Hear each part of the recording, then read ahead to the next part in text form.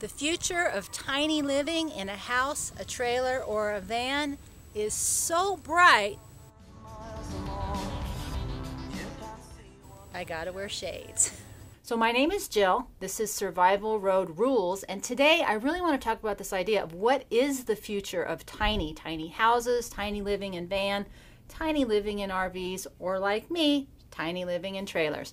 And I really see it as a very positive thing, and I wanted to talk about that today. But before we launch into the meat of the message, we're going to take a deep breath, hold it for 4, exhale, and see you on the other side.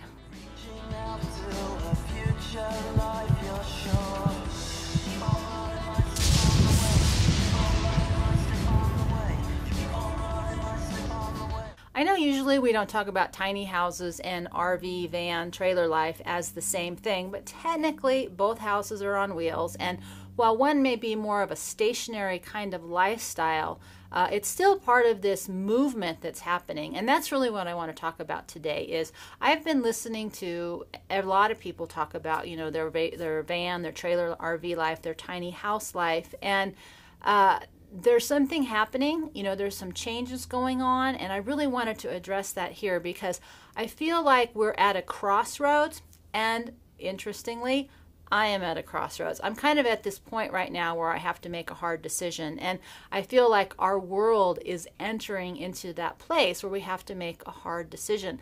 And the other day I talked about, you know, the 3 types of nomad, which is really, you know, the refugee status, you got to run because you have to, the traveler who just drives around, and that's sort of their life, and then what I was calling the 3rd type is the nomad, which is more, it's work purpose oriented as opposed to just traveling. It's more about being in the system. But that got me thinking, one, I'm really all 3. I think we all are in some respect. And there's really 3 types of systems that we can operate within in our world right now. And that's the urban culture, which is city, suburb. There's the rural culture, which is where I live on the land, right? And then there's the road culture, which I think is really a combination of what everybody's doing in terms of a mobile kind of living. We don't have a good catch-all term. I'm calling it road culture. And the reason I'm doing that is, 1, it doesn't have any of the baggage that so many other terms have, but 2, I really see this movement as more than a lifestyle.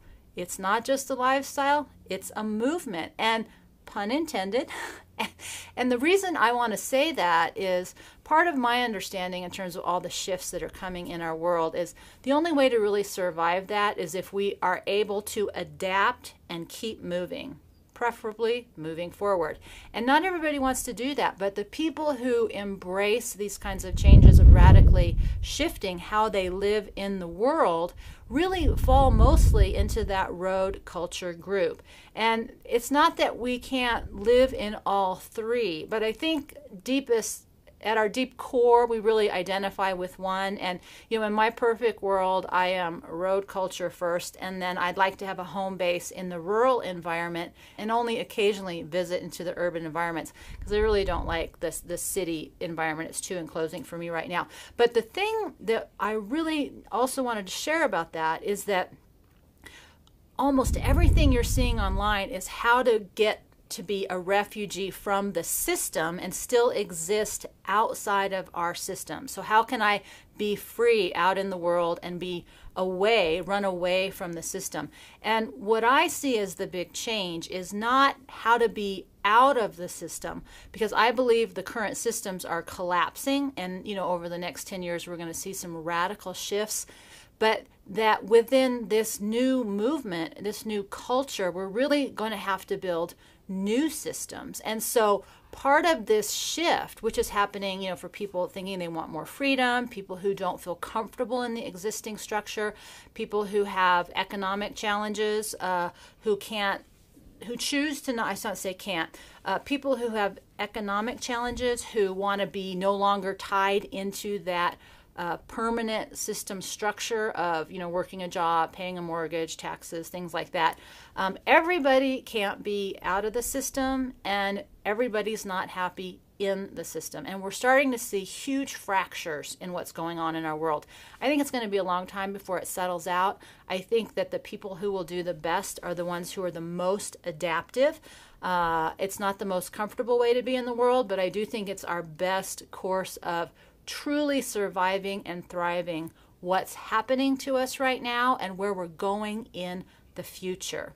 And I want to say one brief thing about the future is, you know, life is, for all of population, we're on a bell curve, right? And, you know, things are popular when they're right in the middle, but the middle is that moment where it then becomes the past. And I think what's most interesting is the front end of the bell curve. And if you look through history, it's always between 1% and 2% of the people who really change things. I just saw the statistic that right now it's about 1.6% of people who live in America, who live mobile. That's about 6 million full-time, although I think that that number's underrepresented and it doesn't include the part-time people. But that is a little tiny fraction of everybody. But so there's all kinds of people within that 6 million group. But what excites me is not trying to figure out how I'm going to go from day to day and drive from campsite to campsite.